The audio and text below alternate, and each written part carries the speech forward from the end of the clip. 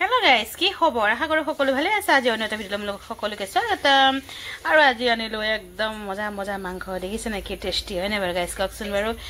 বনাবলৈ ৰেডি কৰি আছো। ইটা দিব একদম বহুত চাগে বৰষুণ একদম নকব আৰু গাইস।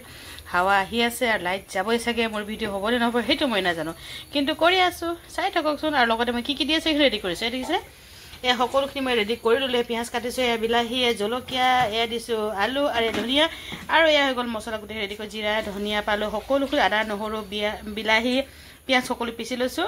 বলক ফটাফটে কেৰাহী গৰম হৈ গ'ল মোৰ, দি দিওঁ মছলাখিনি। বলক ৰেড চিলি পাউডাৰ 20 চামুচ দিছোঁ, ৰেড চিলি পাউডাৰ, হালধি পাউডাৰ। মজা ফ্ৰাই কৰি আছো। এতিয়া গোটেইখিনি মিহলাই দিম, হালধি আৰু গোটেইখিনি, আৰু নিমখ দি দিছোঁ। ধুনীয়াকৈ ফ্ৰাই হৈ আছে মছলাখিনি। সঁচাকৈ বৰষুণ আহিয়ে গ'ল গাইজ, উপায় নাই, একদম জোৰ ধুমুহাৰ বৰষুণ আহিয়ে গ'ল।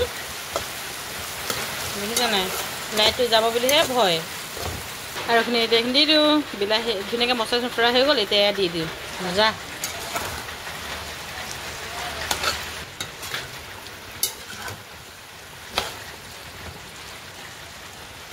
জলকীয়াৰ ওপৰতে দি দিম।